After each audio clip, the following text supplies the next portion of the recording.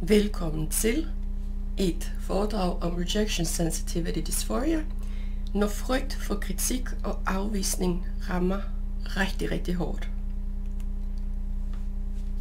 Jeg vil starte med at præsentere mig selv. Jeg hedder Sandra, og jeg er certificeret ADHD CCSP coach, det man kalder for Certified Clinical Service Provider. Jeg har selv ADD, men i dag kalder vi det hele for ADHD. Derudover så har jeg Aspergers syndrom og kompleks PTSD. I den bedste ADHD-stil kan jeg fremvise en lang CV, hvor der er flere uddannelser, og så er der nogle, som jeg aldrig blev færdig med. Det kender I sikkert godt. Men jeg er uddannet klinikassistent med speciale i oralkirurgi, og derefter tog jeg nogle kurser og uddannelser som fitnessinstruktør, personlig træner, kostvejleder, yogalærer, spirituel coach, massør, triggerpunktakupunktur osv. Og det jeg brænder for, det er at forene østlig tilgang og livsfilosofi med vores vestlige verdens videnskabeligt anlagt tilgang. Min fremgangsmåde er gennem fællesskaber og spejling, fordi det har vi alle sammen brug for, og nok især os, som er sendiagnosticeret enten med ADHD, autisme eller lignende. Og jeg lever efter devisen, at viden er magt. Men viden i sig selv kan gå hen og blive ubrugelig, hvis den ikke bliver anvendt, hvis vi ikke omsætter det til noget i hverdagen. Og den måde, som jeg personligt foretrækker at omsætte viden til visdom, er igennem det, man kalder for embodiment. Embodiment kan på dansk oversættes som kropsliggørelse. Men jeg kalder det for en kropsforankret tilgang. Jeg arbejder med polyvagal theory, som tager udgangspunkt i vores kranienerve nummer 10, som starter i vores hjerne i princippet, men udspringer fra bunden af vores kranie og er med til at innervere samtlige organer fra halsen og nedad. Og hvorfor skal vi så kigge på rejection sensitivity i dag? Og hvad er rejection sensitivity overhovedet for en størrelse? Rejection sensitivity har afstamning i ordet dysphoria, som på græsk betyder ubærlig smerte. Det vil sige en smerte, som kan være så gennemgribende, at det kan være enormt svært at bære og kunne være i. Og RSD kendetegnes for frygt for følsomhed og kritik og afvisning. Og så kan det være enten ægte eller opfattet kritik eller afvisning. Rejection sensitivity dysphoria skelner ikke mellem det, som er reelt, og det, som vores nervesystem så opfatter som en trussel. Som regel, det vi ser, det er, at i selve situationen, når vi bliver ramt af rejection sensitivity, så kan der komme en overreaktion. Og det tyder på, at det stammer fra vores tidligere oplevelser og måske endda traume. Så det er ikke kun forbeholdt ADHD. Vi ser også rejection sensitivity i andre tilstande, for eksempel i kompleks PTSD og i autisme, og en hel masse andre tilstande for den sags skyld. RSD er ikke en diagnose i sig selv, men det er en følgetilstand, når man har ADHD eller kompleks PTSD. Og den er simpelthen så gennemgribende, at den påvirker alt fra vores identitet, den måde vi ser os selv på, vores selvværd. Den kan være udtalt i forskellige grader, og det afhænger af vores generelle nervesystems regulering. Det kan også afhænge af vores hormoner og så de livsomstændigheder, vi befinder os i.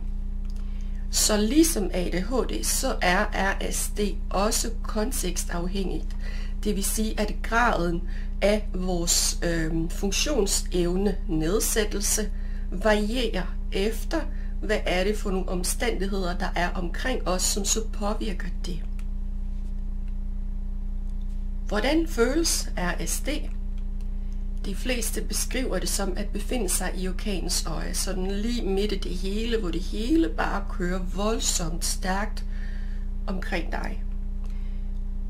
De fleste beskriver det også som smertefuldt, altså kropsligt smerte, ikke kun det vil sige psykisk, men psykosomatisk eller fysisk smerte.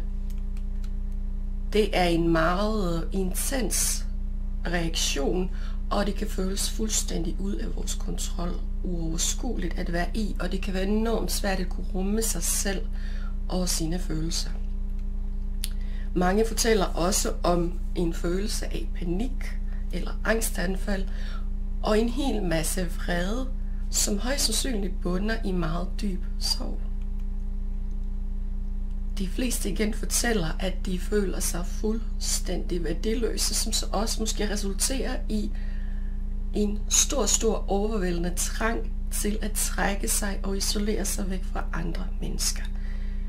I bund og grund, den følelse af, at jeg har jo heller ikke noget at tilbyde, er meget gennemgribende i rejection sensitivity dysphoria. Så det er ikke bare sådan en eller anden, jeg er bare lidt ked af det, eller lidt trist, eller nedtrykt. Nej. Det her, det føles vitterligt livsfarligt. Jeg plejer at sige, at det er sådan et allergi for feedback, og det kan også være allergi over for det, vi kalde for konstruktiv kritik, fordi kritik er stadigvæk kritik. Så kan du genkende disse eksempler her? De ting, som måske kan trigge rejection sensitivity. Det kan være sådan en ting som, at din eks skriver, ring lige. Eller at chefen måske lige skriver, vi må lige snakkes i morgen.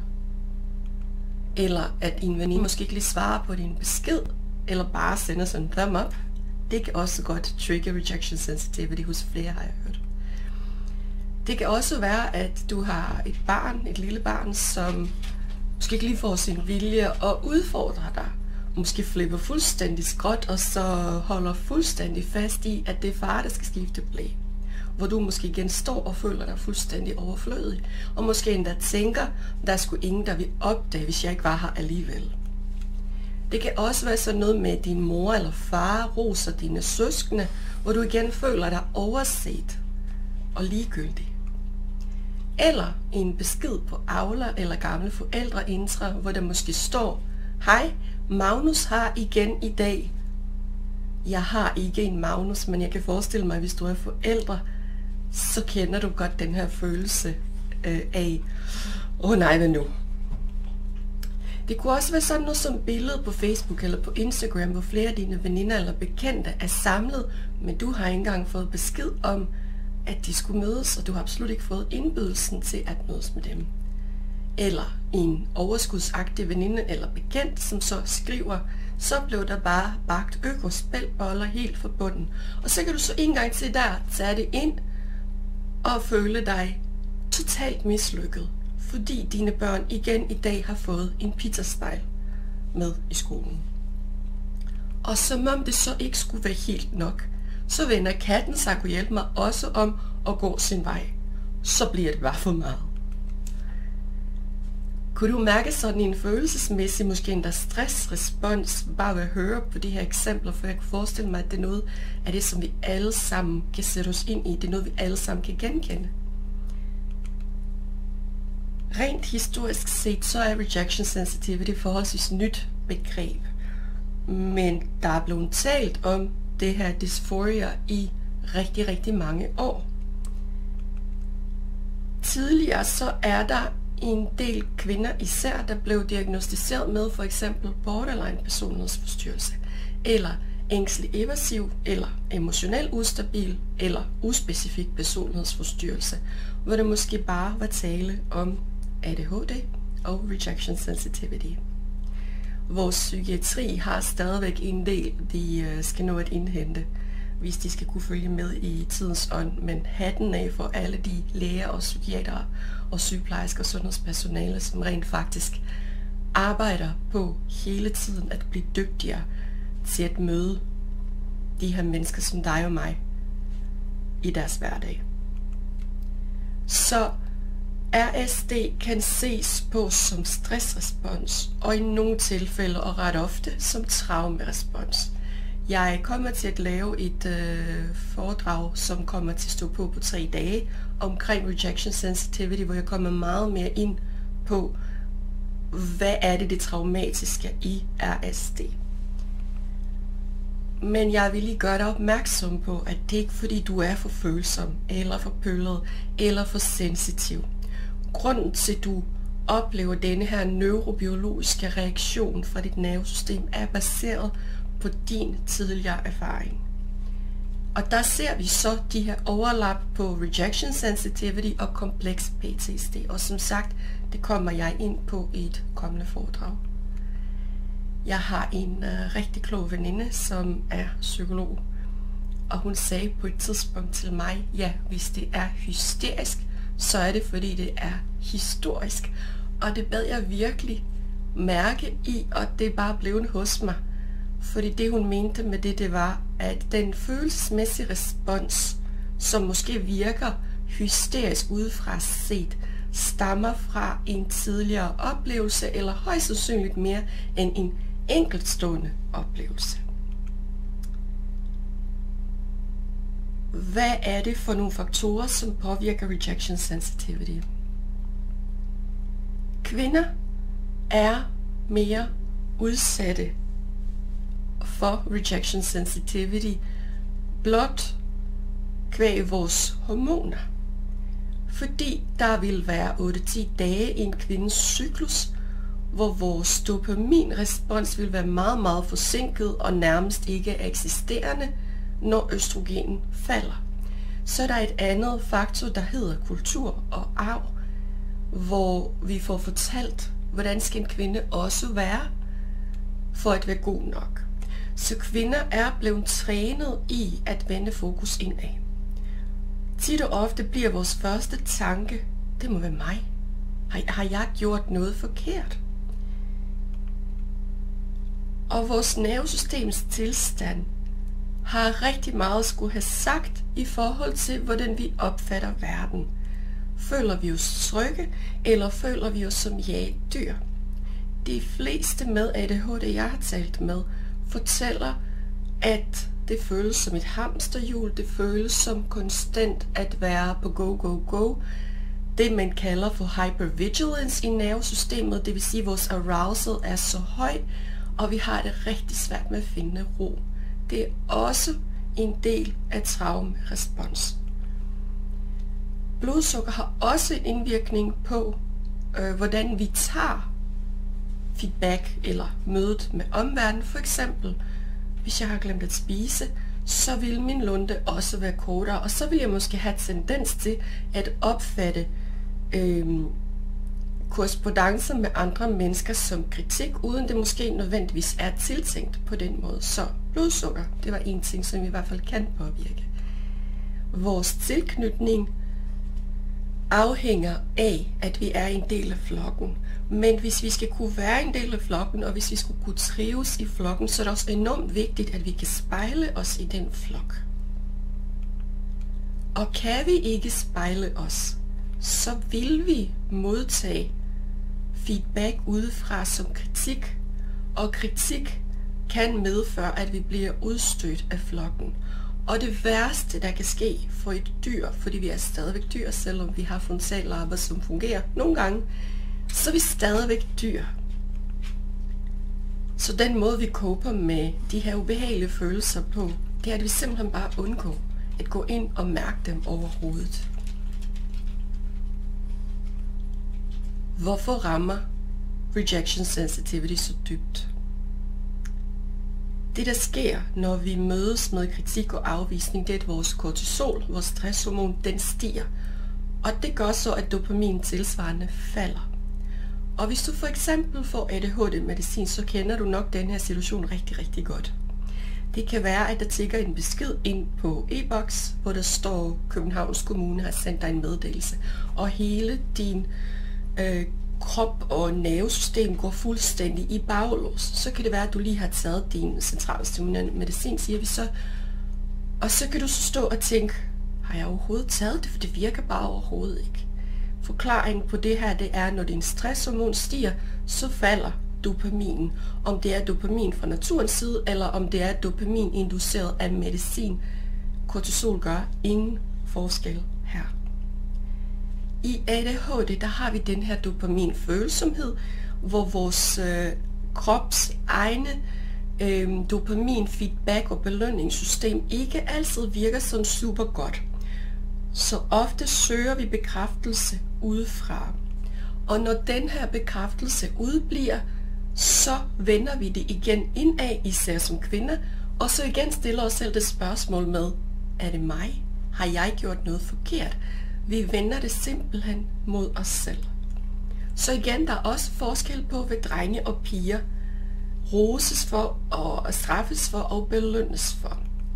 En dreng roser vi for hans formåen. Vi plejer at sige, nej Polly, jeg ser vores Søren dygtig. Søren scorede et mål, eller Søren gjorde et eller andet, som har imponeret omverdenen. Men en pige får feedback på, hvordan vi fremstår. Det vil sige, ej Polly, jeg ser lille Lise, hvor er hun bare sød, sikke en sød kjole hun har på, og nej, søde flætninger og lignende. Og så kan det være, at vi skriver 2025, men pigerne er altså ekstra belastet, både som følge af det biologiske, men også som en del af det kultur og arv, som vi lever i. Så oftere end drenge kompenserer pigerne med perfektionisme. Og hvorfor er det vigtigt, alt det her? Det er vigtigt, fordi statistikken siger, at 98% af os med ADHD oplever rejection sensitivity. Og 30% af de adspurgte fortæller, at rejection sensitivity det er bare det værste ved at have ADHD. Det her studie er by the way lavet af William Dodson, som er en amerikansk psykiater, som har forsket rigtig meget i rejection sensitivity, og det er også ham, der har døbt det rejection sensitivity. Så tak, William Dodson. Der hvor jeg ser udfordringer i verdens måde at forstå ADHD på, er allerede i navnet opmærksomhedsforstyrrelse.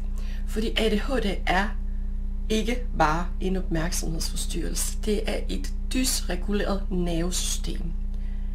Det er dysregulering af vores autonome nervesystem. Det er også det, vi ser i folk, der har POTS, hvor når man rejser sig op, pulsen stiger og blodtrykket falder, og man risikerer faktisk også at besvime.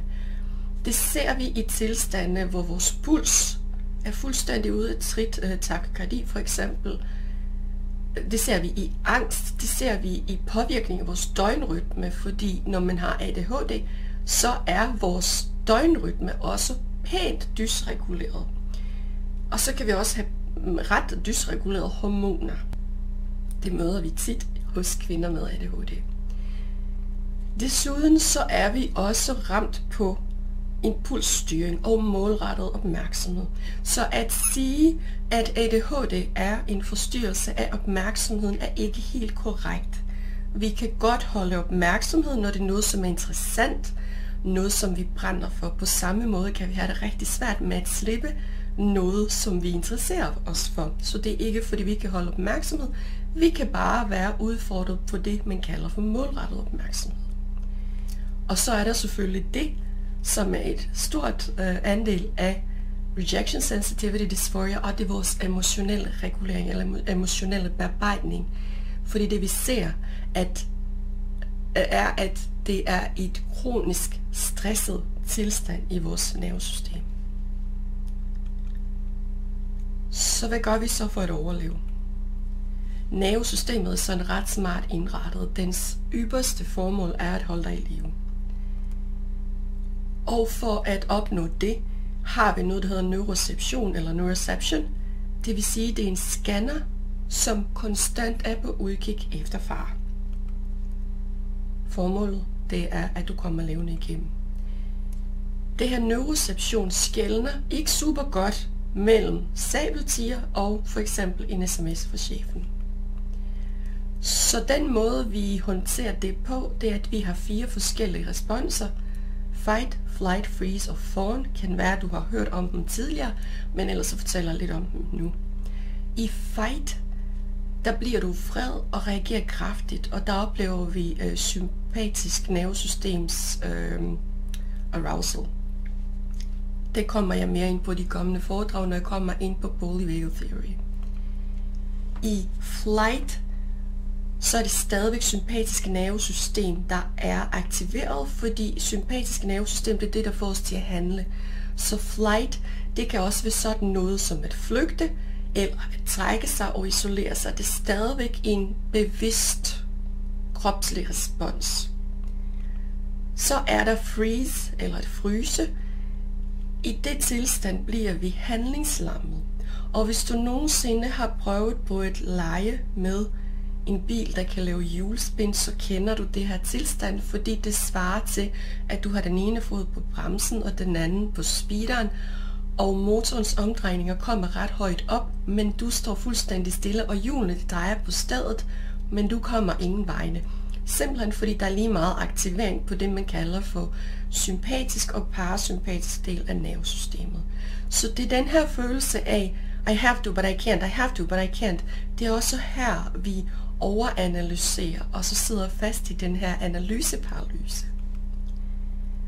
Og den sidste reaktion er fawn, at overtilpasse sig. En hundevalp, som underkaster sig en anden ældre hund, eller et menneske, som prøver på at behage et andet menneske. Som jeg nævnte tidligere, ofte forsøger vi på at håndtere det her dysregulering af vores nervesystem med perfektionisme. Og siger til os selv, at hvis jeg gør alt helt perfekt og lidt til, så er der ikke nogen, der kan afvise mig. Eller når jeg gør det og det perfekt, så beviser jeg mit værd. Men perfektionisme, det er utopi. Det er et mål, som vitterligt ikke kan opnås. Fordi hver gang vi kommer tættere og tættere på målstregen, så rykkes den længere og længere væk fra os. Det har aldrig virket. Og Freud han kaldte det for obsession compulsion, det vil sige de handlinger, som ikke har haft den gavnlige effekt før, men fordi vi er lidt tvangsprægede personligheder, gør vi bare det samme, som vi gjorde før, og forventer et anderledes udfald. Når vi går i overtilpasning og pleaser mode, så er det der, hvor vi siger til os selv, at hvis jeg bare lige elsker ham eller hende lidt mere, så vil han behandle mig ordentligt. Det er nok også bare min egen skyld. Igen, der kan I høre skammen og indre kritiker tale og vende det hele lidt imod en selv, hvor vi igen internaliserer det der, men det er nok fordi jeg har fortjent det. Eller den der med, at jeg må også tage mig lidt med sammen, hvor mange gange har vi hver især ikke sagt det til os selv. Der er også nogen, der fortæller om den underkastelse, hvor man for husfredens skyld bare giver partneren eller den anden part ret. Fordi du får ret, jeg får fred. Og så kan vi prøve at se på kulturen, fordi hvad er det kulturen fortæller os om, hvordan vi bør være som kvinder? Jeg nævnte tidligere det med, at vi værdsætter og roser pigerne for deres måde at optræde og se ud på. Men prøv at tænke sig engang at være den sure kælling, fordi prøv at tænke sig, hvis vi fremstår som den sure gæmpe, fordi vi kan jo ikke tillade os at sige, nej, det gør man ikke sådan noget. Det her det er jo ikke sandheden, men det er jo de ord, vi har fået ind med modermælken. Vi har fået dem fortalt så mange gange, at vi har vendt det om til vores egen personlige sandhed. Og prøv at tænke sig engang, hvis man så også var egoistisk, eller blev kaldt for egoistisk. Rigtig mange kvinder har en stor skyggeside i ordet egoistisk, fordi det gør man bare ikke. Hvorfor gør man ikke det? Det synes jeg er lidt interessant at spørge sig selv om. Det kunne også være sådan en situation, hvor du bliver bedt om at bage til 60 børn og 10 voksne fra den ene dag til den anden. Og så griber du selvfølgelig opgaven med, selvfølgelig kan jeg klare det, og ingen problem, sagtens. Men det kan også være den der bitterhed og foragt over for sin partner, når vi forsøger på sådan en passiv-aggressiv måde at kommunikere et budskab ud til ham. Det kan også være sådan noget med, hvor vi siger, du køber aldrig blomster til mig, i stedet for at sige, hey, jeg kan så godt lide roser, så du må gerne købe nogle roser med hjem til mig snart. Tak. Fordi hvorfor fatter han ikke en hentydning? Nogle gange, så forstår folk ikke engang en direkte anvisning. Så jeg synes, det giver god mening, hvorfor folk, især din mand, kæreste, ikke forstår en hentydning. Fordi hvis du ikke har sagt det tydeligt nok, og selv måske endda hvis du har sagt det tydeligt nok, er det ikke sikkert, at det bliver registreret. Det siger ikke noget, om du ikke har fortjent det. Det siger noget om, at kommunikation kan være svært. Det kunne også være en situation, hvor man som kvinde står og bare smiler og bare tænker, det kan simpelthen ikke være rigtigt det her. Og hun er ved at brænde fuldstændig af, men viser ikke direkte, hvordan hun har det. Fordi igen, det kan du simpelthen ikke tillade dig. Det kan du ikke være bekendt, siger kulturen.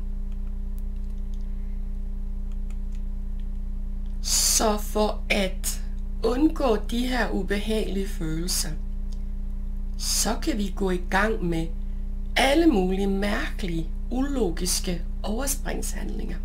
For eksempel i en situation, hvor der skal skrives en bacheloropgave, som skal afleveres i morgen, og der mangler stadigvæk at blive læst korrektur på det osv., kan det godt være, at det i din verden giver rigtig god mening at gå ud og label krydderierne i skabet, fordi det kan du da nok godt se, fordi det er lige præcis det, der skal til.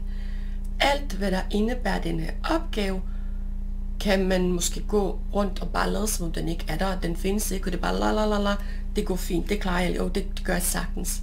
Det bunder højst sandsynligt i, at den opgave, vi har foran os, virker mentalt så uoverskueligt. Og hvad er det, vi kan have udfordringer med, når vi har ADHD? Jo, det kan være at se hele billedet. Det kan være at planlægge trin og mellemtrin. Det kan være at dele opgaven ind i små bidder. Og hvis det virker for uoverskueligt, så har vi tendens til at ty til en opgave, som er lige tilpas let eller svær nok, til at du ikke kan andet end at lykkes i det. Så når vi forsøger på at undgå et bestemt adfærd eller følelse, så italesætter vi ikke problemet. Vi holder os beskæftiget, om det er med YouTube, med indsætte sine korrespondancer med folk. Det kunne være Instagram, det kunne være hvad som helst, som holder dig væk fra det, som nervesystemet opfatter som ubehageligt og dermed farligt. Det er også her, vi oplever dissociation og dagdrømmeri. Dissociation kan betegnes ved det her autopilot. Kender du følelsen af at være ude og køre på motorvejen, og så køre forbi en eller anden bestemt frakørsel, og så tænke for dig selv med, hvordan i alverden er jeg kommet hertil? Nu er der så heldigvis ikke nogen røde lys på motorvejen, men det kunne også være i bykørsel, hvor man tænker, var der egentlig grønt der? Fordi vi kan være så meget tjekket ud af vores krop, at psyken er, Gud ved hvor, et helt andet sted, når det vi er i, eller vores livsomstændigheder, er så svære og ubærlige at være i. Det kan også se ud som dagdrømmeri. For eksempel, nej, hvor jeg glæder mig til den sommerferie. Nej, jeg skal så meget sidde ude i poolkanten og bare sippe pina coladas og strawberry daiquiris. Nej, det bliver bare så lækkert. Og igen, der bruger vi det her flugt fra virkeligheden som copingstrategi, for ikke at forholde os til det lige nu og her, som gør ondt.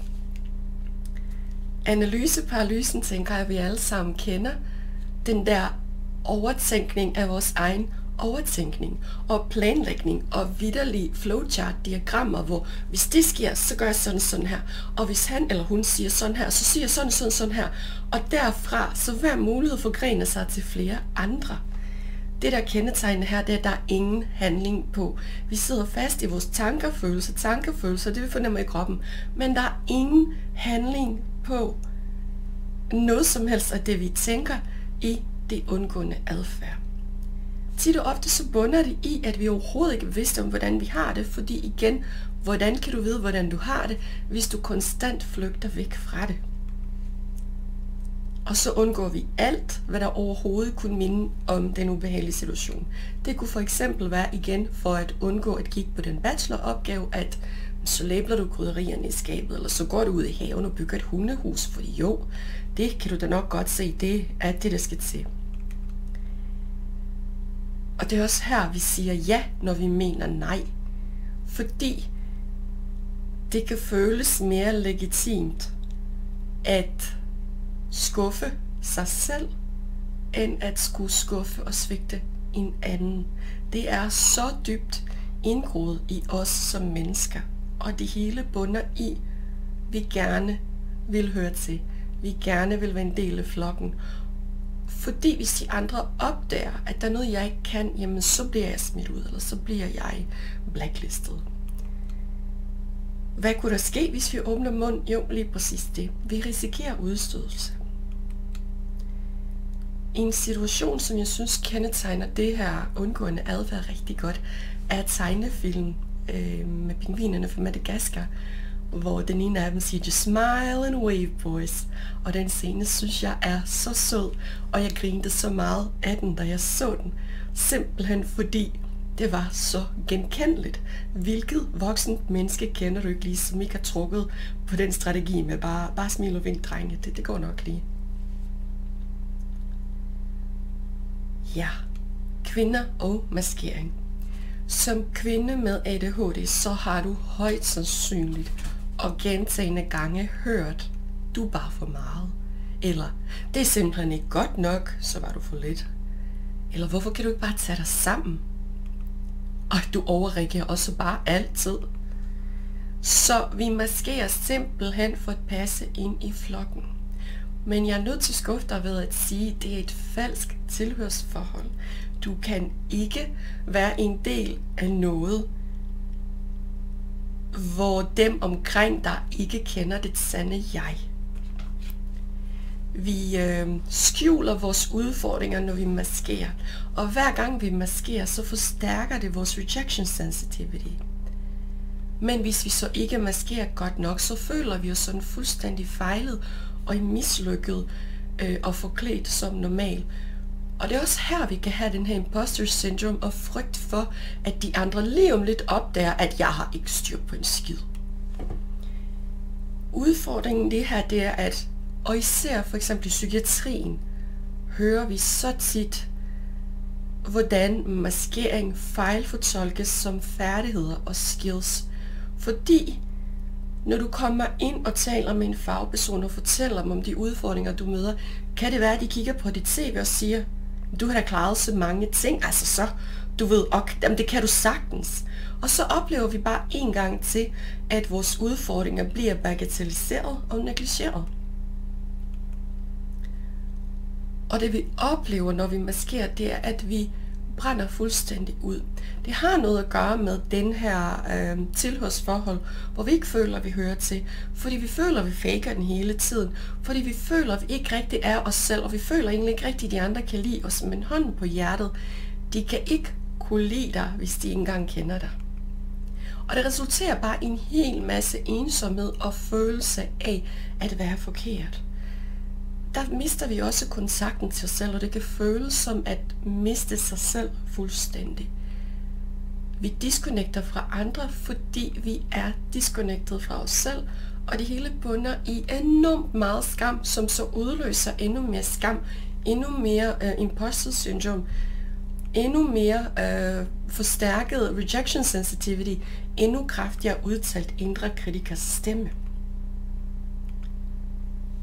Når pigerne som yngre og som små børn ikke bliver set med de udfordringer, de nu har, går rejection sensitivity ind og bliver en meget dybt forankret del af vores personlighed. Så det kommer til at være den linse, vi ser verden på fremadrettet.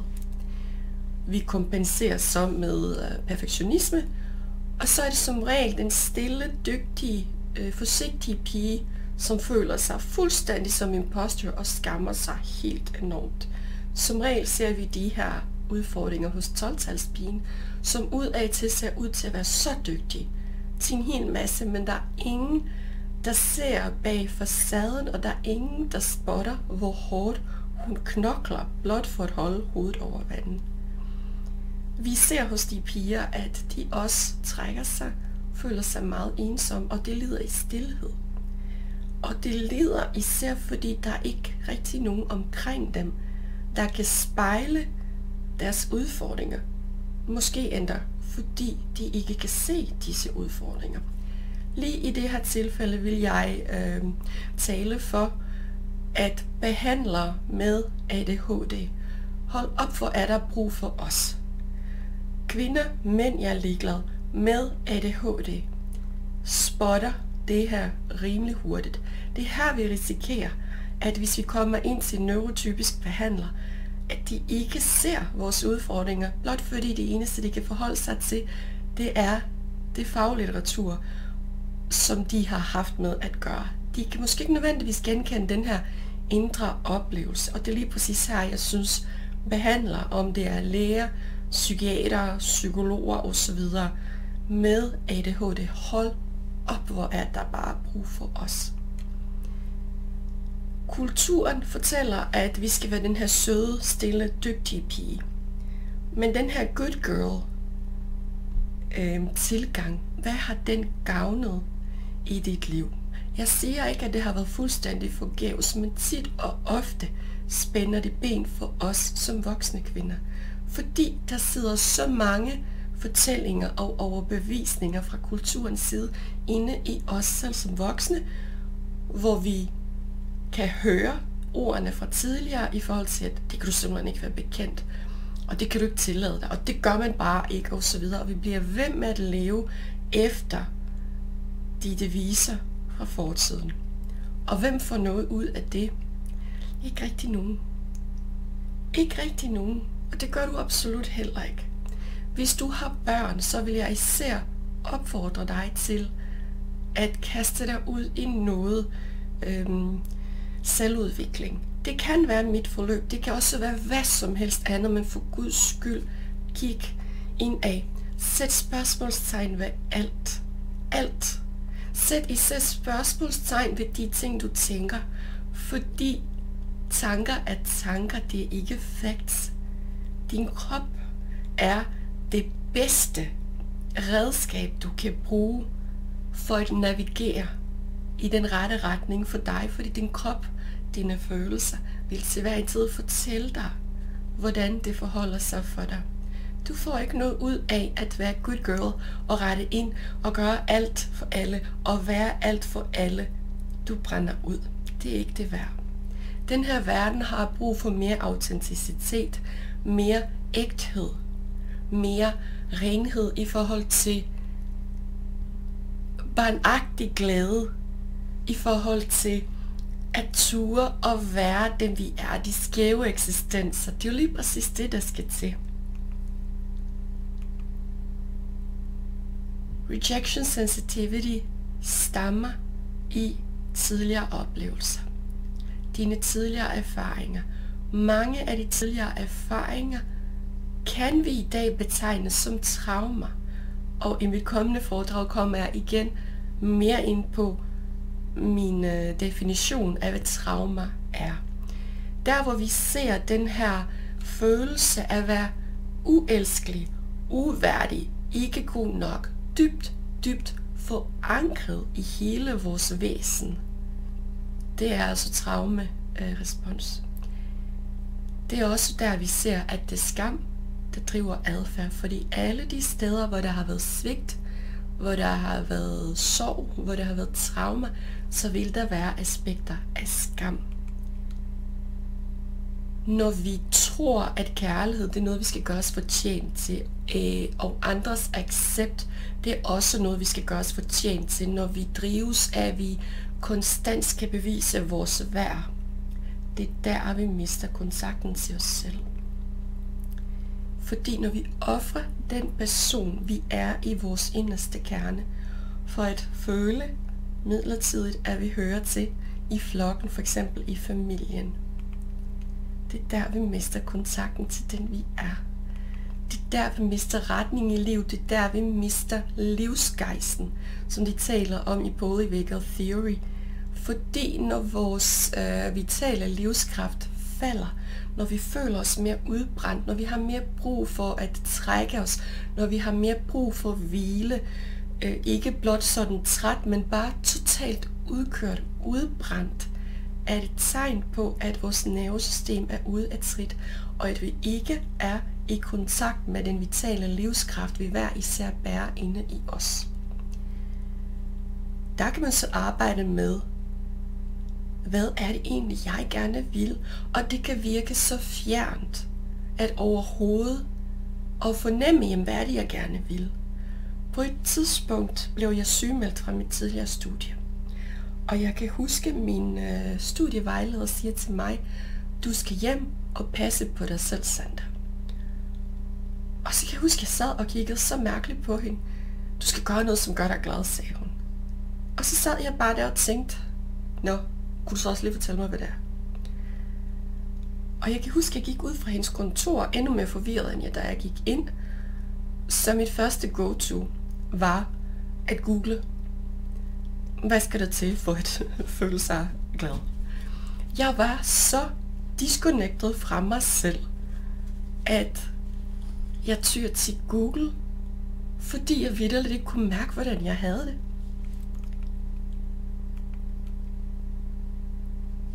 Jeg ridser lige hurtigt op forskel på skam og skyld, fordi der er rigtig mange, der blander de her to ting sammen. Når vi har skyldfølelse, den er sund og den er god. Den fortæller os, at der er en bestemt situation, som vi har gjort noget forkert i. Skam derimod fortæller dig, at hele dit væsen er forkert eller uværdigt. Når vi får tilpas meget skyld, kan det ende i skam og den her internaliserede følelse af, at jeg ikke er en skide værd. Og når vi sidder fast i skammen, så er det der, vi ikke engang ser på os selv som et menneske. Fordi alt, hvad der gør os menneskelige, er ikke tilladt her.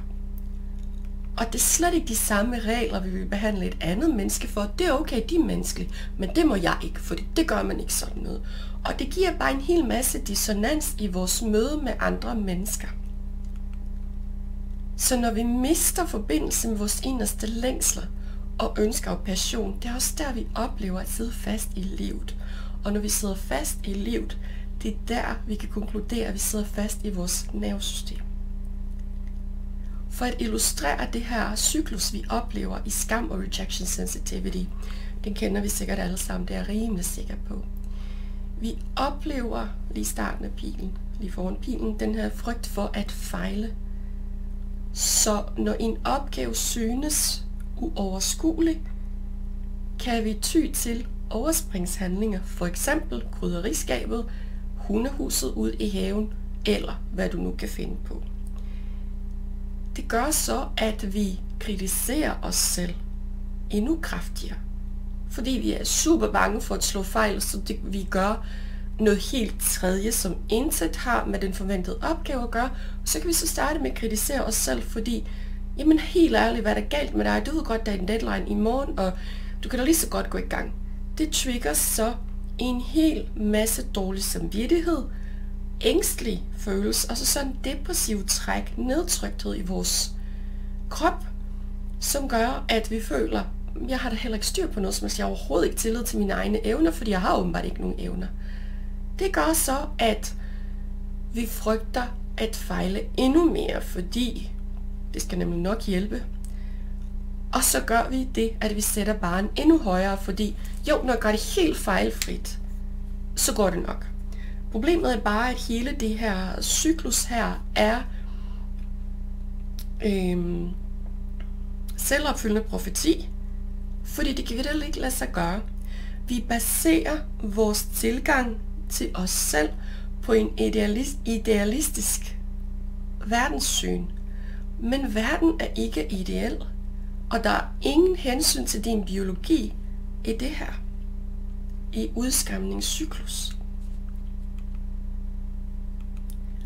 Og tit og ofte så møder vi omverdenen, som på ingen måde kan spejle de her udfordringer, vi står med.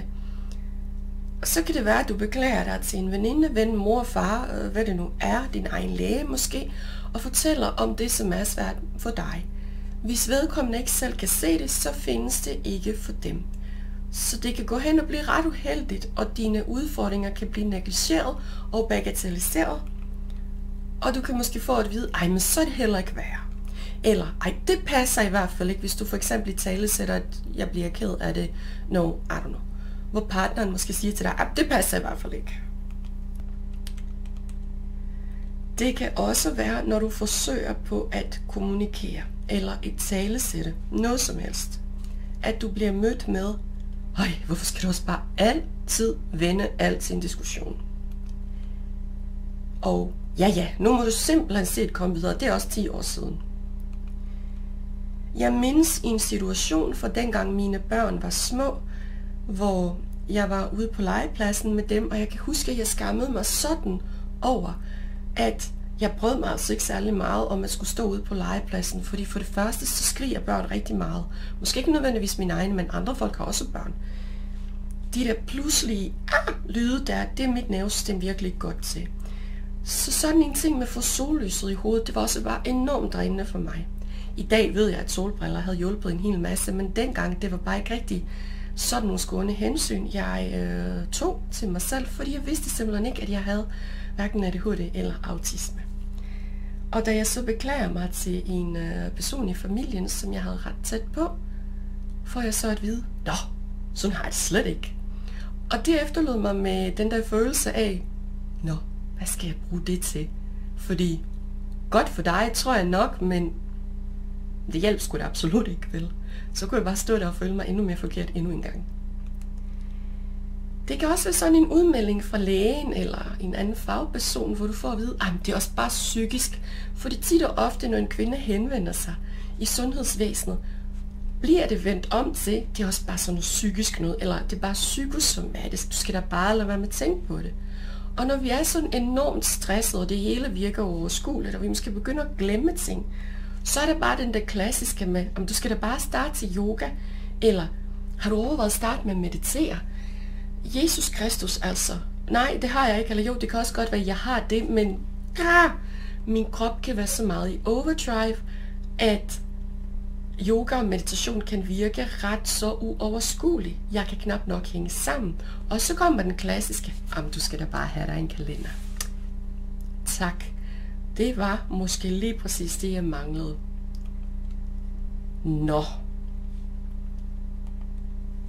Når vi skal arbejde med os selv, når vi skal arbejde med rejection sensitivity, er der mulighed for at arbejde med noget psykoedukation. Og i den forbindelse er det super møghamrende vigtigt, at du lærer dit eget sanseapparat at kende.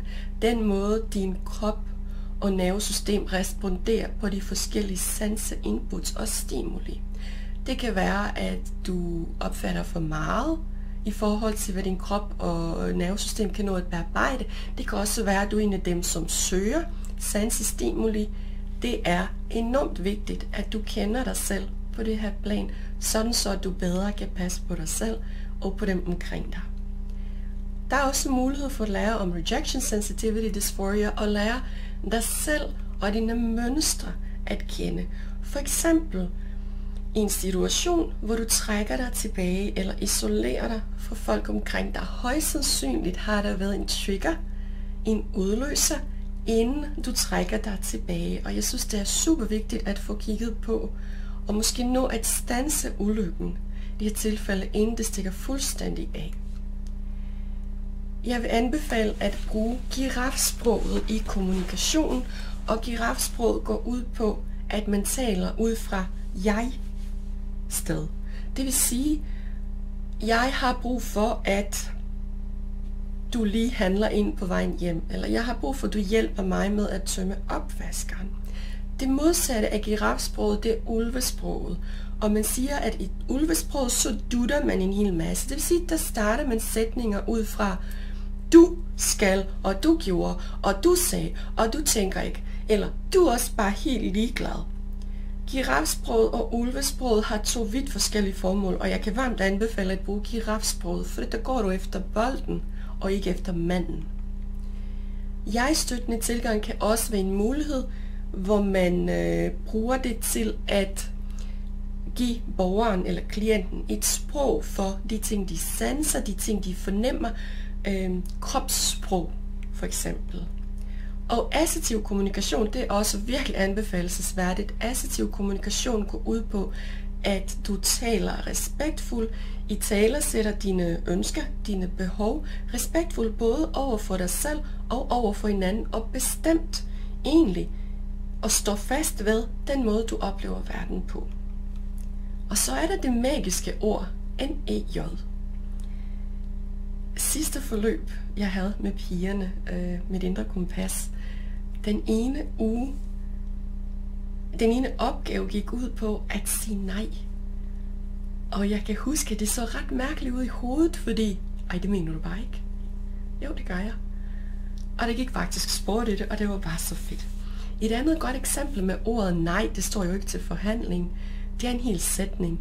Det var min yngste søn, dengang han var 3 år gammel eller sådan noget. Jeg bad ham om at tage strømper på. Og så siger denne lille bitte unge til mig, nej mor. Og jeg kunne huske, at jeg var sådan helt forvirret og kiggede på ham, og så siger jeg til ham, hvad? Hvorfor ikke det? Nej mor, kommer der bare for den her lille gut. Og så siger jeg til ham, hvorfor ikke? Nej er en hel sætning, mor. Nå. Og jeg kunne ikke andet end at grine, faktisk også være sådan småirriteret, men også rigtig stolt af ham, fordi, ja okay, jeg ved, hvor du har det fra. Jeg ved det godt, men ja, det er nemlig en hel sætning, og det er noget, som du hverken skal forklare eller forsvare. Det er blot sådan, der det er for dig. I forhold til assertiv tilgang, den ene af grundsøjlerne i det er, at man respekterer den andens og sin egen synspunkt, så du skal egentlig igen ikke forklare og forsvare, det er blot sådan, der det er. Den anden må godt kunne forstå dit udgangspunkt eller synspunkt, eller ikke gøre det, men derfor skal det stadigvæk respekteres, og det går begge veje. Så kommer vi til min helt egne store kæphest, embodiment. Forankring på kropsniveau. For at kunne regulere vores nervesystem, så kræver det, at vi er nede på kropsplan, på kropsniveau. Her er bevægelse en eminent god ting. Det kan også være sådan noget som træning, og gerne træning af din core. Det vil sige dine mavemuskler, lændemuskler, diafragmaen og mellemgulvsmusklerne. Bækkenbund, undskyld. Core-træning gør også bare, at signalføring i vagusnerven bliver forstærket. Og jo mere trænet en core du har, jo bedre vil du faktisk kunne mærke dig selv på den ene og på den anden måde. Grounding, også fantastisk ting, gerne med bare fødder ude i naturen. Grønne omgivelser, det kan altså også bare noget. Bare fødder, også bare generelt, om det bare er på stuegulvet, eller med sådan en sømmåtte eller pigmåtte under fødderne, hvor du bare sidder ned, men bare har dine fødder på. De fleste af vores proprioceptorer i kroppen sidder i vores håndflader og under vores fødder. Og det er jo dem, der fortæller os noget om, hvor vi er henne i forhold til vores omgivelser. Pauser. Et udskældt ord, når man har ADHD, men livsnødvendigt. Pauser kan føles farligt, når du har ADHD, fordi alle kender den følelse af, når du kommer hjem fra arbejdet, sætter dig ind i sofaen, og så kan du så stå og tænke, sidde og tænke, jeg kommer bare ikke videre. Her bor jeg resten af dagen, eller resten af mit liv nærmest, ikke? Når vi først sætter os ned, så er det som om, så går vi bare helt i stå. Når vi har ADHD, så har vi den der on eller off. Der er ikke nogen midt imellem. Enten er det fuld speeder eller bremsen. Så vi kan frygte, at vi så ikke kan komme i gang, hvis vi først har sat os ned. Men det er der, vi skal bruge pauser som meget oplagt træningsmetode. Også for at lære at mestre det her. Vores krop og hjerne og det hele. Alt har det godt af, at vi også tager os et hvil og fredfyldt øjeblik en gang imellem. Og jo mere du øver dig i det her, jo bedre bliver du også til det. En af de kommende dage poster jeg denne her øvelse, det hedder basisøvelse hvor vi nulstiller vores vagusnerve. Den kommer højst sandsynligt på YouTube, måske også på Facebook, hvor jeg guider dig igennem. Den tager ikke særlig mange minutter at lave, og du må lave den nok så tosset, som du har lyst til. Men den kan altså virkelig noget i forhold til at få lidt mere kontakt til sig selv. Åndedrætsøvelser kan også være super godt redskab. Jeg hører dog tit fra mine ADHD medkvinder, at ja, nu har jeg prøvet de her åndedrætsøvelser, men jeg synes bare ikke, de virker for mig.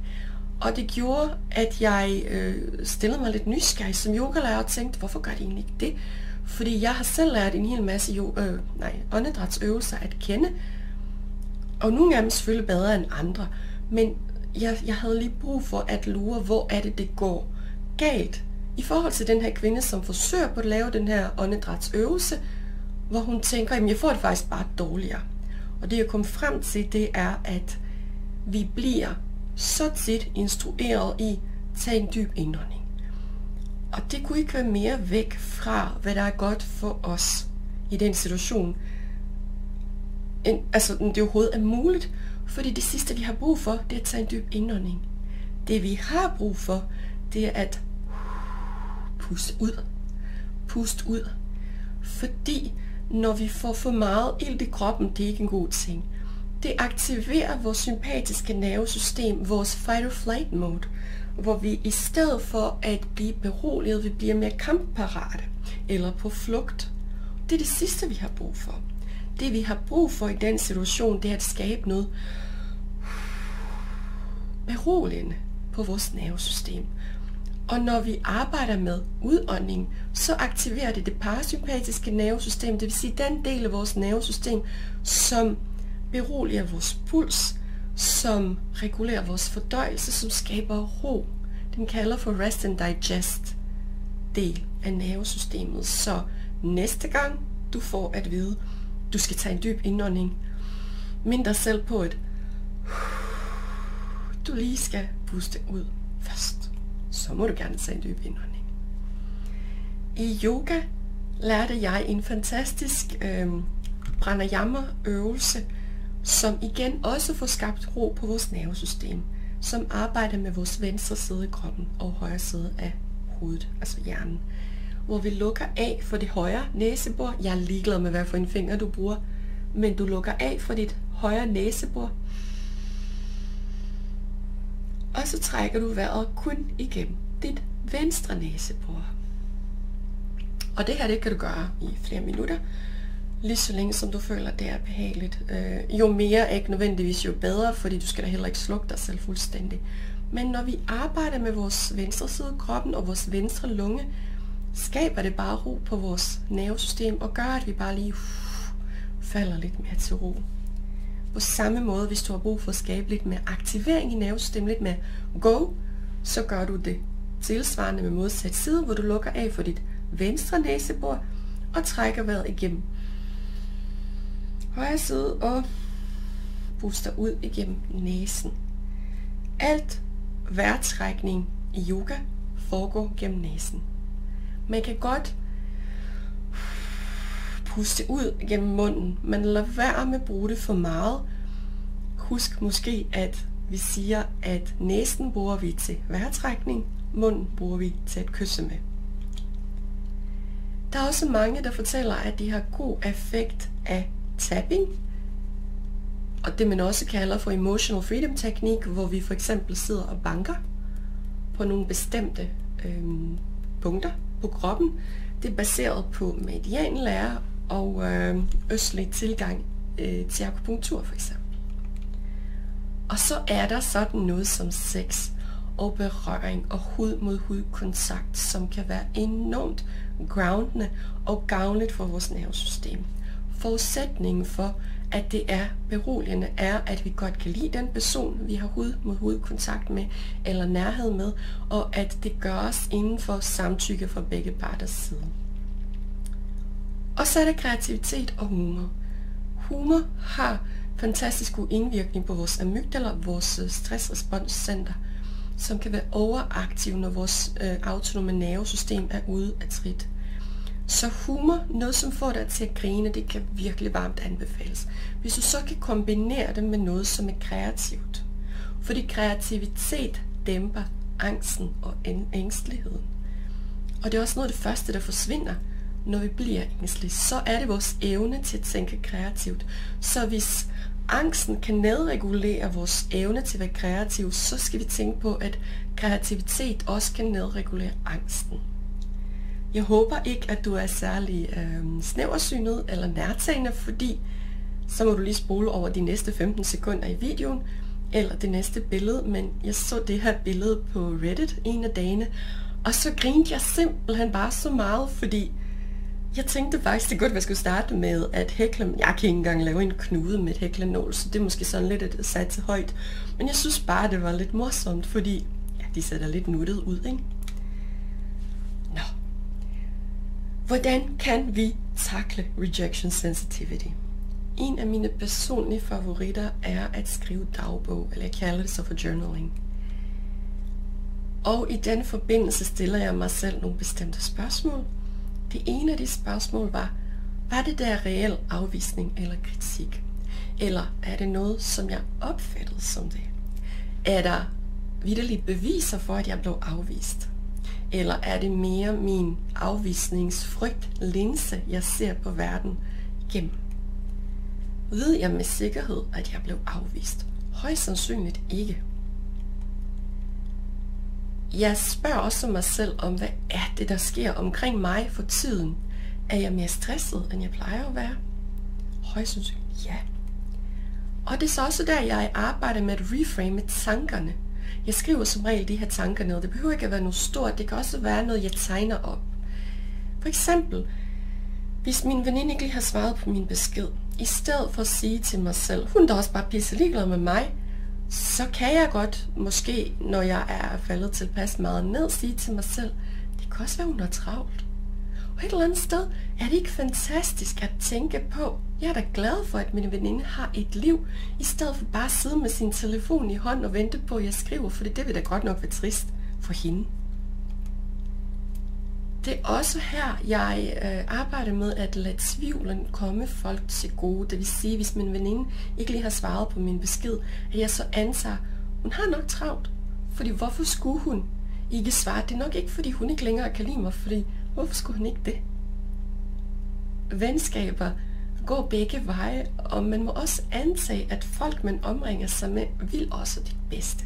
Hvis du er i tvivl om, de vil dit bedste, så er det måske der, du skal overveje, om det er en relation, som er værd at samle på.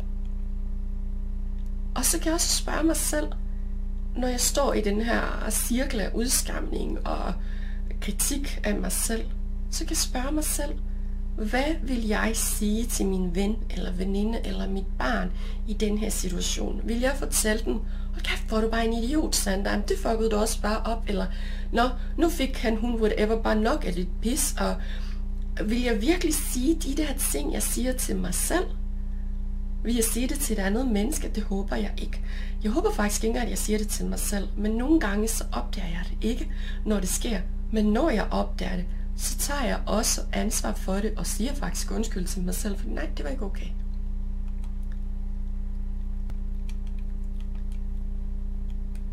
Det er så her, at jeg bruger self-compassion tilgang, selvmedfølelse over for mig selv. Jeg vil lige slå en streg i sandet, måske hvis det hedder det, i forhold til selvmedfølelse. Selvmedfølelse er absolut ikke det samme som selvmedlidenhed. Selvmedlidenhed er der, du sætter dig, eller jeg sætter mig i offerrollen, og synes, at det hele er så mega hamrende uretfærdigt, og hele verden er ude på at gøre mig fortræd, og det er bare synd, og det er bare hårdt at være mig, og det er absolut ikke min skyld. Det er selvmedlidenhed. Den kan være okay og være i ganske kort, men lad være med at dvæle for længe der, fordi din udvikling sker ikke der. Hvis du skal kunne komme videre med dit eget liv, er du simpelthen nødt til at gøre noget andet, end det du måske altid har gjort. Så self-compassion, en lidt mere accepterende og anerkendende tilgang til sig selv. At anerkende sin egen menneskelighed og sige, det er okay. det er okay. Det var måske ikke mit stolteste øjeblik, men situationen taget i betragtning, så gjorde jeg nok det bedste, jeg kunne. Det er så vigtigt at kunne tale til sig selv med medfølelse og venlighed i den her situation. Fordi vi skal seriøst huske på, at vi er det fineste og fornemmeste projekt, vi nogensinde kommer til at have med at gøre i det her liv. Der er så meget, der er fantastisk og precious ved os hver især. Og det er vores ypperste opgave her i livet at tage sig kærligt af sig selv. Som jeg nævnte det med at sige undskyld til sig selv, når jeg tager mig selv i at tale hårdt og grimt til mig selv. En anden strategi, som gav mig ufattelig meget, som jeg frygtede AHT, var at byde den her indre kritiker ind på ting, som jeg siger. Når man arbejder med parts work, det kunne være gennem internal family systems, det kunne være med skyggearbejde, som vi kender fra Carl Jung, der er det så vigtigt at se på de her sider af os selv, som vi har modstand på. Fordi potentialet for vækst ligger faktisk lige netop i de sider, som vi ikke bryder os om. Jo, vi kan også vokse i de ting, som vi er gode til. Men der, hvor vi kan blive enormt gode, det er, hvis vi kigger vores knap så stolte sider i øjnene, og så ser, hvad er det egentlig, du vil mig? Den indre kritiker slog mig virkelig så meget, at dens funktion var at beskytte mig. Og det var bare så selvmodsigende, fordi jeg har opfattet den her indre kritiker som sådan et eller andet røvhul, undskyld mit franske, sådan en djævel på skulderen, som egentlig var bare ude på at pille mig ned. Men jo mere jeg arbejdede med mig selv, jo mere jeg fordybede mig i det her med indre kritiker, jo mere fandt jeg ud af, at den egentlig var en del, som virkelig holdte af mig, som virkelig elsker mig, som ville mit bedste. Så jeg forsøgte faktisk på at beskytte mig. Den strategi var lort, fordi den satte bare barren højere og højere op, for at jeg skulle være mere og mere fejlfri, mere perfekt. Det duer så ikke, fordi det kan vitterligt ikke lade sig gøre, men hensigten med perfektionismen, den var altså for at beskytte mig. I den her healingsrejse, hvor vi finder os selv og finder frem til vores indre sandhed, har vi så meget brug for fællesskaber. Og det skal helst være fællesskaber med ligesindede mennesker. For os med neurodiversitet er det andre neurodivergente. Det kan også være neurotypiske, forstå mig ret. Jeg skal heller ikke udstøde dem fuldstændig, det er ikke det. Men det skal være mennesker, som accepterer os, som vi er, uanset labels, og det går gerne begge veje.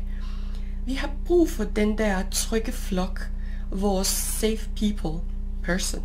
Hvis vi er heldige at have flere end en, så er det bare fantastisk. Og for rigtig mange af os med neurodiversitet, så har vi oplevet, at det var dyr. Og naturen, der var vores første trygge connection, vores første trygge levende væsen. Ikke nødvendigvis et andet menneske. Og i vores samvær med naturen og dyrene, kan det give os mere kampgejst i forhold til at vende os lidt mere ud af og opsøge kontakt med andre mennesker. Fordi dyr tager os, og naturen tager os, som vi er, uden at forsøge på at lave om på os. De tager os og elsker os ubetinget sådan der, som vi er. Og det kan så give os tillid til vores egne evner, tro på, at vi rent faktisk har noget at tilbyde, sådan så at vi kan opsøge flere af vores sociale kontakter og opsøge noget mere fællesskab. Tag snuden ud, eller stik snuden frem, hedder det, til de mennesker, vi har omkring os, fordi der er altid nogen, der holder af os. Det handler bare om at ture at stå frem. Og hvad mere kan du så selv gøre? En af de super praktiske anbefalinger herfra, det er at lave sådan en opturs playliste. Du har højst sandsynligt nogle sange, som altid gør dig i super godt humør. Et eller andet, som gør, at du bare bryder ind i sådan en åndssvag dans, og det er ikke fordi, det skal se pænt ud, men noget, som gør, at du kommer i kontakt med dit inderste væsen. Så nu får du simpelthen lektier for. Lav en playliste med minimum 5 af dine yndlingssange, som du altid kan vende tilbage til, hvis du føler dig så lidt down eller lidt blue, hvor der er nogle af de sange, som virkelig formår at bringe smil frem på dine læber. En anden ting, som jeg arbejdede med pigerne med i sidste forløb, det var den her værktøjskasse for vores egne handlestrategier. Fordi det kan være, at jeg så siger, du skal lave en playliste. Se på det som sangene er din egne. Værktøjet er dit eget. Jeg provider det her koncept med den her værktøjskasse, men hvilke værktøjer du putter ind i den, som fungerer for dig, er fuldstændig dine egne. Det her, det er blot et forslag, så må du tage det bedste, du kan bruge ud af det, og lade resten ligge. Så det vil svare til, at hvis du for eksempel er tømrer, og så har du nok en hammer, tænker jeg, i sin værktøjskasse, så vil du bruge den til at slå søm i. Du vil nok ikke bruge den til at slå skruer i. På samme måde, så kan det give mening at have flere forskellige værktøjer, vi kan trække på, alt efter hvad der er brug for. Så det kan måske være smart nok at have en skruetrækker med i den her fiktionelle værktøjskasse. Jeg har foreslået pigerne at finde simpelthen bare sådan en madkasse for eksempel, fordi så har du det samlet, og så måske have den stående på dit skrivebord eller lignende. Et sted, hvor du færdes ret meget af din dag. Og det, som vi har i den her madkasse, værktøjskasse, det er de her kort, hvor når min hjerne stopper med at virke, så tænker jeg ikke særlig langt, så meget kan jeg afsløre. Så har jeg synes, det var brugbart at have de her kort, som jeg har lamineret, hvor jeg så spørger mig selv og minder mig selv på nogle af de her grundlæggende behov, vi har som mennesker. Det ene af kortene står der, har du husket at spise på? Fordi jeg kan godt have tendens til at glemme at spise. Det sker. Og det havde jeg også tendens til, inden jeg startede på ADHD-medicin. Så det ene af de her kort kunne være, har du husket at spise? Det kunne også være sådan noget som, har du husket at tage din medicin? Fordi det kan vi også godt glemme, selvom der er nogle kloge mennesker, der går rundt og fortæller os, at det er vanedannende. Hvis vi glemmer at tage det, så ved jeg sgu ikke helt, hvor meget vanedannende der er over det, men pyt med det. I den her værktøjskasse, så kan jeg også have et kort, hvor der står tyngdedyne på, eller måske bare billedet af min tyngdedyne, eller sømmåtten, som jeg nævnte før, som jeg har brugt rigtig meget i forhold til de smerter, jeg har haft og stadigvæk har. Det kan bare et eller andet at lægge sig med bare hud eller med en t-shirt på sådan en sømmåtte, fordi det gør vitterligt, at hele vores nervesystem falder til ro. Men jeg har den ikke liggende fremme, fordi jeg har en hund, som jeg vil virkelig være ked af, hvis hun trådte på min sømmåtte, for jeg tænker med de der bitte små bassepoter der, at det må godt nok virkelig gøre ondt, så jeg er totalt panisk med sømmåtten. Så snart jeg er færdig med bunden, så bliver den pakket væk. Så i og med at jeg har ADHD, har jeg også det der med ude af øje, ude af sind. Så hvis den ikke ligger frem, hvis jeg ikke lige kan se det, så findes det i min verden ikke. Så sådan et kort, hvor der står, har du prøvet sømmåtten for eksempel? Ja tak for påmindelsen. Gud, den findes. Det der er fuldstændig glemt. Så jeg håber, at der er nogle af de her forslag, som du kan bruge til noget. Og ellers, kom endelig med nogle af dine egne nede i kommentarfeltet. Yes! En fuldstændig magisk ting, det er venindeaftaler. Jeg har ikke været god til veninder, da jeg var yngre. Tværtimod, så synes jeg, det var lettere at tale med drengene. Fordi jeg havde det så svært med samvær med pigerne, fordi jeg synes, de sagde én ting og gjorde noget andet, og der var bare så meget backstabbing, og jeg kunne mærke nogle ting, men de gjorde noget andet, og så sagde det noget helt tredje, og jeg synes, det var så enormt drænende at være i. De piger, som jeg kendte, dengang jeg var yngre, de var som regel alle sammen neurotypiske. Og ikke dermed sagt, at kvinder og piger med neurodiversitet ikke også kan være på den måde, for det kan vi sagtens. Men jeg fandt bare så meget mere tryghed i mit eget selskab, og så synes jeg kunne tale med drengene, fordi de kaldte en skovl for en skovl, en spade for en spade. Jeg synes, det var meget mere lige til.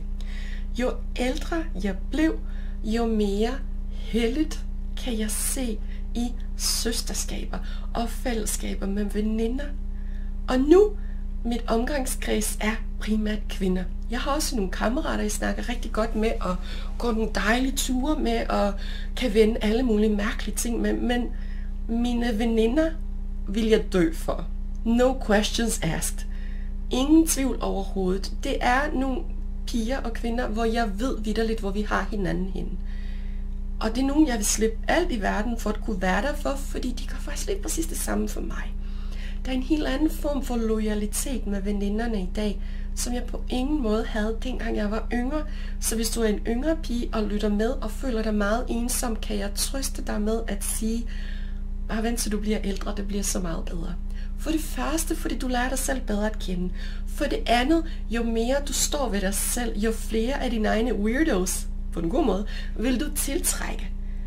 Også fordi hver gang vi står ved os selv, så inviterer vi en anden kvinde eller flok af kvinder ind til at gøre lige præcis det samme. Stå ved dig selv, det er der ikke noget galt med. Så jo mere vi hviler i dem vi egentlig er, jo mere vil vi tiltrække vores folk. Mænd, kvinder, whatever, jeg er fuldstændig ligeglad. Men nogen, som du føler forbundethed og fællesskab med, det er så enormt vigtigt. Rigtig mange piger fortæller, at de her ADHD-caféer kan være en fantastisk ting, fordi der er bare noget så befriende i, at højst sandsynligt så er det på et tidspunkt, hvor ingen af vores medicin virker, og højst sandsynligt så jagter vi æren alle sammen, og der kan bare komme de fedeste, vildeste grin i de situationer, fordi folk er bare sig selv. Det er så smukt, som noget overhovedet kan være. Så jo mere du skruer op for dit eget glimmer og weirdness, jo flere af din egne flok folk vil du tiltrække. Man kan også arbejde med sanserne. Jeg gennemførte 4 semestre af ergoterapeutuddannelsen, blev så ikke helt færdig. Men det jeg har lært på de 2 år, er at sanser er noget vidunderligt at arbejde med. Især når vi har knækket koden til vores sanseapparat. Det kan være i form af æteriske olier, eller for eksempel noget så simpelt som, hvad er det for noget mad, du godt kan lide? Fordi vi mennesker er dopaminstyret. Vi higer efter den her anerkendelse og dopamin udløsning, som vi også kan give os selv gennem noget, der dufter dejligt. Dufte kan være med til at skabe ro på nervesystemet. Dufte som noget af det eneste. Vores duftesans er direkte forbundet med vores limbiske system, det vil sige vores følelsescenter. Og det er et af de eneste sanser, som ikke bliver bearbejdet med resten af hjernen, men den går bare direkte med sådan en shortcut, altså sådan smutvej, til vores limbiske system. Så der kan vi med fordel bruge nogle af de æteriske olier, hvis man kan lide det, eller en duft. Det kunne også være sådan en ting som at dufte til sin hund. Det kan godt være, det lyder skørt, men jeg har en eller anden ting med, jeg synes, min hund dufter bare så fantastisk. Det er bare det bedste, jeg ved. Eller duften af sit barns hovedbund. Et lille barn, der sover. I kan næsten sådan, ja, mærke det og dufte det. Der kan vi så bruge æteriske olier, hvis du er til sådan noget. Og sådan en duft som appelsin, synes jeg, den kan virke både sådan opkvikkende og beroligende. Og der bruger jeg simpelthen bare en lille dråbe i håndfladerne, gnider dem sammen, og så kopper hænderne hen over næsen, hvor jeg simpelthen bare nyder den her duft, og bare fordyber mig i at være til lige nu her. Og det synes jeg virkelig kan noget. Yes, og det kunne som sagt også være mad. Men lige med mad, pas på, at det ikke går hen og bliver sådan selvmedicinering og dulmen for smertefulde følelser. For vi kan også have tendens til at bruge mad som flugtstrategi, når vi mærker og fornemmer noget, som vi ikke føler os helt trygge ved og ikke så godt kan lide. Så er der mange af os, der kan have tendens til at måske have brug for noget sødt, eller noget salt, eller bare sådan, uanset hvad det er, men bare lige kværne, hvad vi nu end har i skufferne. Så det vil jeg bare lige gøre opmærksom på, og ellers så tænker jeg, du kender dig selv godt. Du er den, der kender dig selv bedst faktisk. Du er den, der er ekspert på dig selv, så prøv måske at gå ind og mærke på, hvad for noget af det her vil give mening for dig. Æterisk olie, det kan også være sådan en ting med, som lavendel, by the way, hvis du kan lide det, eller pebermynte. Den kan også være enormt dejlig for at lige få kvikket vores nervesystem op, hvis det er det, vi har brug for. En måde, vi også skal passe på os selv på, det igen, jeg var lidt inde på det tidligere med både assertiv kommunikation og med girafsproget og jeg-styrkende tilgang, Det er det med opmærksomhed på vores egne kropslige behov.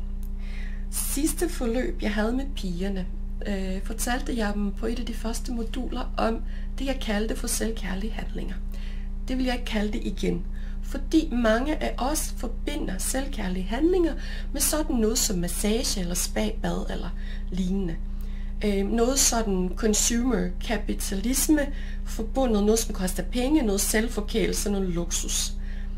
Det jeg mente med selvkærlig handling er at komme i kontakt med vores grundlæggende behov. Hvis vi ser på Maslows behovspyramide, de ting der er i fundamentet, sådan noget som husly, at have tag over hovedet, at have et varmt sted at sove, at have fællesskaber, at have mad på bordet, at vide, hvor dit næste måltid kommer fra osv. At ære kroppens grundlæggende behov, såsom at komme på toilettet. Det er det, jeg mener med selvkærlige handlinger. Fordi vi er nødt til at starte helt småt. Det er enormt vigtigt, det her er, at hvis du for eksempel har brug for at komme ud og tisse, og ikke gør det, så hele den aktivering, der sker i dit nervesystem, når du forsøger på at holde dig, det trigger dit nervesystem til, at det rent faktisk kan udløse angstanfald. Det ved jeg ikke, om du vidste, men det kan det godt. Så jo mere du mærker ind på, hvad er det, kroppen forsøger på at kommunikere. De fleste er også ikke helt på talefod med vores krop, fordi tit og ofte så har vi lært i kulturen, at de kropslige signaler, kroppen sender, er ubelejlige, og det er de altså ikke. Fordi guess what? Deres formål er også at holde os i live. Så når tissetrangen melder sig, er det enormt vigtigt, at du er det og kommer afsted på toilettet, fordi det giver dig faktisk mere ro på nervesystemet. Hver gang du mærker et behov i dit system, krop, og ærer det, jo mere tillid får du til dig selv, jo mere ro vil det give dig, fordi kroppen behøver ikke skrige af dig, før du lytter. På samme måde det med at spise, når vi er sultne, at stoppe, når vi er mætte, husk også at drikke godt undervejs, at hvile sig, når vi har brug for det, at underholde os selv, hvis vi har brug for det, at bevæge os, hvis vi har brug for det. Hele den måde, vores skolesystem for eksempel er indrettet på, det der med børn, de skal vente til pauserne for at gå på toilettet, det er simpelthen bare så skørt, sorry to say. Eller hele det der med, at vi sidder nede så mange timer om dagen, vi er altså ikke skabt til at være så stille siddende. Vi er skabt til at bevæge os, og at bevæge os, når vi har brug for det. Så jo mere vi mærker efter vores grundlæggende behov, jo mere selvkærlige er vi så, og jo bedre får vi det med os selv, jo mere har vi også at tilbyde omverdenen. Jo bedre mennesker og medmennesker er vi for hele samfundet. Når det kommer til følelser, det som kan være enormt udfordrende med rejection sensitivity, det er som sagt, det kan ramme sådan 300 i timen, frontalt sammenstød, det hele bare for meget. Og så når vi lever i en kultur, som er ret så følelsesforskrækket, som det er herhjemme. Det vi lovpriser, det er formåen. Det er, at du skal gerne være handlekraftig, du skal gerne kunne multitaske, have flere bolde i luften, du ved. Du skal gerne præstere. Og samtidig så fortæller vi også, at du skal helst lade være med at føle. Altså du må godt sådan være i godt humør, men alt det der, du ved, tunge noget, du ved, lad være med det. Så personlig refleksion her er, at det er som om kulturen forsøger på at pille de menneskelige aspekter af os. Sidste foredrag jeg holdt, det er små 14 dage siden snart, næsten 3 uger, spurgte jeg de her piger her, hvad er følelser? Alle på nær en fik de lov til at svare. Den ene af dem er min veninde som er psykolog, og hun fik bare mundkurv på lige der, fordi hun ved godt det her. Men det der slog mig var, at jeg kunne tydeligt se på pigerne, at de gik fuldstændig sådan i baglås, fordi det som om klappen bare lige gik, fordi ja, hvad er følelser egentlig for noget? Og det synes jeg er enormt interessant at reflektere lidt over, fordi følelser, det er noget af det mest almindelige og menneskelige, vi mærker hver især hele tiden. Men hvad er følelser egentlig lige? Og hvorfor er det, vi har den der følelsesforskrækkede tilgang til vores følelser? prøv at tænke lige over det lige kort, inden jeg så svarer på det. Følelser er biokemiske signaler, der sendes i vores nervesystem. Punktum. Der er følelser, som kan være tunge, og som kan være lette. Nogle af dem kan vi lide bedre end andre, men der er ikke nogen af dem, der er gode eller dårlige. Noter lige det her understregelsen 2 gange. Der er ikke noget som gode og dårlige følelser. Der er nogen, vi har det lettere ved at være i end andre. Sådan noget som glæde, det kan vi godt lide. Sorg, det er helst ikke. Vrede, oh my god no. Personligt så er vrede en af mine første go-to-følelser. Og hvor mange gange har jeg ikke fået at vide, at jeg var bare sådan en lille hissigprop. Jo mere jeg arbejdede med mig selv, jo mere fandt jeg frem til. Det er ikke bare fordi jeg bare var sådan en vred, sur skid. Min første go-to-følelse var vrede. Vreden var med til at beskytte mig. Vreden er en af de mest selvkærlige følelser, der findes, fordi det er dit indre barn, der kommunikerer til dig. Hey, jeg elsker dig bare så højt. Og lige det her, det er ikke okay. Dine grænser bliver overskredet. Du bliver gjort mindre, end du er. Dine oplevelser bliver bagatelliseret og negligeret. Vreden fortæller dig noget om, at dine grænser bliver overskredet. Så jo mere jeg arbejdede med vreden, kom jeg frem til, at det, der lå under vreden for mit vedkommende, var en hel masse sorg. En hel masse kedattighed, som gjorde mega meget af for satan at mærke. Og så var vreden faktisk mere håndterbar. Forhåbentlig giver det mening. Fordi vreden forsøgte på at skærme mig fra mobning som barn med autisme og sensitivitet. Udskamning fra familiens side omkring netop min sensitivitet. Så for at skærme mig selv, for at passe på mig selv, så udviklede jeg det her skjold af vrede. Fordi når jeg var vred, så følte jeg, at det gav mig tryghed. Yes. I vores samfund, så har vi det rigtig svært med at håndtere vrede. Og det er egentlig lidt trist, fordi der er ikke noget galt med vrede. Der er noget galt med aggressiv adfærd. Der er noget galt med at gøre skade på andre, men at føle vrede er der intet galt i. Det er selvfølgelig ikke i orden at bare gå hen til en eller anden, der irriterer mig, bare vapte min på hovedet. Det vil jeg stadigvæk ikke anbefale ved. Men der er forskellige måder, man kan bearbejde samtlige følelser på. Så vreden bevægelse er super godt. At lave sådan en modstandsøvelse, eller bare presse hænderne ind imod væggen, når du oplever vrede, det kan også være enormt godt. At kaste med en pude kan også være super godt for at få vreden ud af systemet. Så som sagt, bevægelse, det der med at få kroppen i omdrejninger, det gør altså bare lige, det er som om de følelser, som er stagneret, og bare følelsen helt, som de bare kvæler os. Når der kommer bevægelse i systemet, så er det som om det hele bare bliver lettere. Følelsernes funktion er igen at beskytte os og at passe på os, men vi lever som sagt i et følelsesforskrækket samfund. Hvis vi møder den følelse, der nu opstår i vores krop, fordi der er følelser hele tiden, det er ikke meningen, vi skal slukke dem. Den dag vi ikke føler noget, der ligger vi 3 meter under jorden. Det er ikke i dag, tak.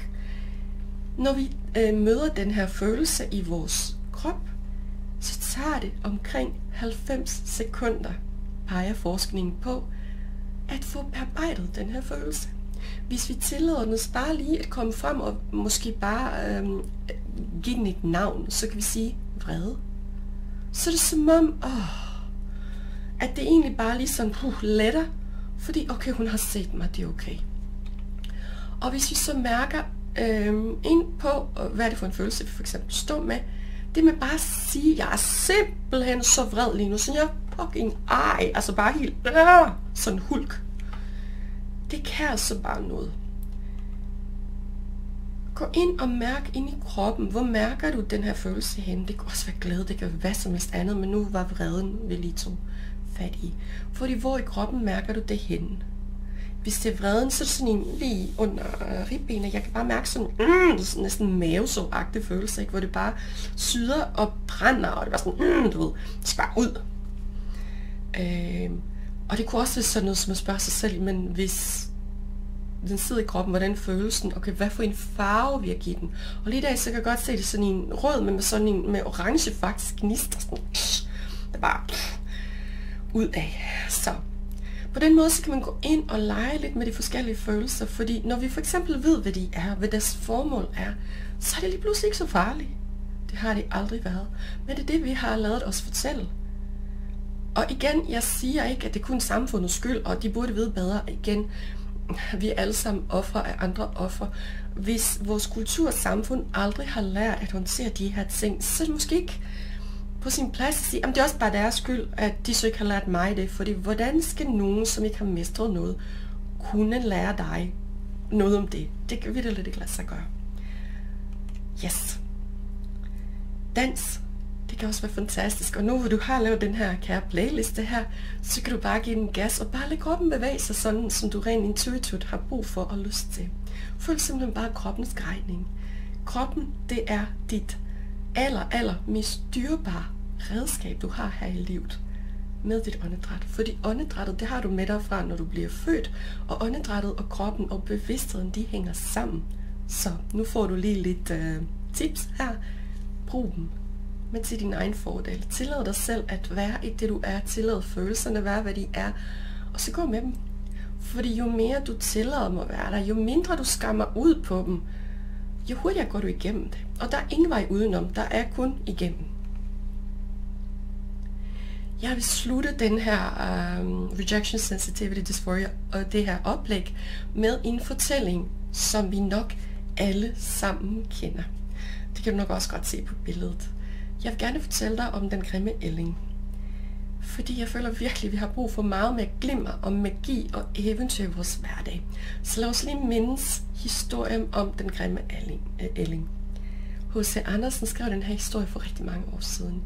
Og de fleste af os har enten hørt den, fortalt, eller læst den, da vi var børn, måske læst den for vores børn. Historien om den grimme ælling fortæller os om den her lille bitte ælling, der kommer til verden, udklækkes af et æg, som lige havde brug for lidt længere tid til at modnes end andre. Og moren forsøger det bedste, hun kan i starten at få ællingen til at føle sig hjemme, og til at føle sig tryg, og til at føle sig som en del af flokken.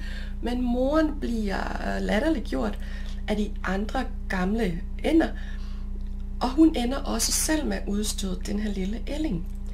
De andre små, gule, søde, bløde ællinger synes også, at den ser sådan lidt mærkelig ud af pjusket, og det kan ikke så godt lide den, fordi alt det der, som ikke ligner os, har vi tendens til at forbinde som farligt og forkert. Så den her lille ælling, den bliver simpelthen udstødt af sin flok, og den kommer ud på, jeg vil ikke ligefrem kalde det for eventyr, men den kommer ud på sit livs rejse, hvor den møder en hel masse modstand. Og den er ved at dø og ved at blive spist og ved at gå til flere gange igennem historien, men happily ever after møder den sin egen lykkelige histories slutning, hvor den har været igennem en hel masse prøvelser, en hel masse oplevelser, som skulle have gjort det af med den. Men i det øjeblik i slutningen, den er ude og padler rundt i søen, kigger op mod himlen, og så bliver den fuldstændig betaget, da den ser de her fantastisk smukke, hvide, super elegante fugle, som så siger sådan en lyd, som den aldrig nogensinde har hørt. Og han kigger op fuldstændig betaget på de her fugle og siger til sig selv, at det er bare det smukkeste syn, han nogensinde har mødt. De her fugle spotter også ham. Og så vender de sig så om og flyver hen imod ham. Ælling, som har mødt rigtig meget modstand i sit liv, tænker tanken om, shit's gonna hit the fan. Nej, den forbereder sig på det værste, Og i det øjeblik, i ren og skær ydmyghed, bukker den hovedet nedad. I det, at han kigger ned i vandet, ser han sig selv for allerførste gang i sit rette lys. De fugle, som han så op til, vitterligt så op til, ligner fuldstændig det, han møder i vandets refleksion. Han ser sig selv som den her fantastisk flotte svane, som han hele tiden har været. Og det går op for ham, hvorfor han aldrig nogensinde har passet ind i den andeflok. Svanerne kommer ned til ællingen. Det så nu viser sig at være en svane. Og som flok, så tager de imod hinanden og bliver til en rigtig flok. Fordi de endelig finder sine artsfæller. Pointen med den historie, tænker jeg, giver sig selv. Men er vi ikke alle sammen de grimme ællinger? Det vil jeg sige ja til. Prøv lige at tænke tanken. Det kan godt være, at det slet ikke var dig, der var noget galt med hele dit liv. Alle de gange, hvor du har følt dig uden for fællesskabet. Alle de gange, hvor du har følt, at du ikke slår til. Og alle de gange, du har vendt det ind mod dig selv og spurgt dig selv om, hvad er der galt med mig? Prøv her. Der er ikke noget galt med dig. Der er ikke noget galt med dig. Det kunne også godt være, at du bare var i den forkerte andedam. Og det kan være, at du bare skulle finde din flok. Og budskabet i dag er, velkommen til den rette andedam. Velkommen til din flok. Vi er rigtig mange, som har fået nok af at rende rundt og skamme os og føle os forkerte. Fordi vi måske ikke ligefrem lignede de andre, eller fordi vi måske ikke opfattede verden ligesom andre. Vi var anderledes, men vi var ikke forkerte. Vi er stadigvæk ikke forkerte. Og flokken og spejlingen i flokken, vi er altså lige her, og vi er rigtig, rigtig mange. Tak fordi du så dig selv i det rette lys, og tak fordi du blev en del af vores flok. Det er virkelig værdsat. Jeg vil sige tak for din opmærksomhed, tak for din tid. Jeg håber, at de her ting, jeg kommer ind på, har været brugbare og gavnlige for dig. Jeg har med vilje lavet slidesene køre i baggrunden. Jeg bruger dem lidt som mine egne notater, men også fordi du godt kan så efterfølgende gå ind og så spole på, hvad var det for noget, jeg talte om. Fordi en ting, det er at høre ting med vores ører, men hvis vi så kan bakke det op med noget af det, som vi så kan se for os, for nogle af os gør det, at vi husker lidt bedre. Så brug mine slides i det omfang, det kan give mening i dit private liv. De må selvfølgelig ikke bruges af, til, altså jeg forstår mig ret, til en anden ADHD coach virksomhed. Altså jeg må godt bruge det som inspiration, men jeg vil simpelthen ikke have, at det bliver brugt ordret. Så er det sagt. Yes. Hvis du vil vide mere om mig, om mit arbejde, om hvad jeg tilbyder klienterne, om hvad jeg brænder for osv., så er du mere end velkommen til at kigge forbi min Facebook-gruppe. Det hedder Sande Sofia Coaching, og jeg er både på Facebook og Instagram. Om lidt åbner jeg op for tilmeldingen til mit indre kompas. Forløb på 13 uger, hvor vi i fællesskab i vores eget lille andedam følges igennem de her 13 uger, hvor vi sparer sammen og reflekterer på hinandens erfaringer og arbejder styrkebaseret og arbejder kropsforankret med vores nervesystem og omsætter alt det der videnskab og visdom og forskning, der er på området omkring ADHD og neurodiversitet generelt til noget, som vi rent faktisk kan anvende i vores hverdag. Hvis det lyder som noget for dig, så er du mere end velkommen til at kontakte mig.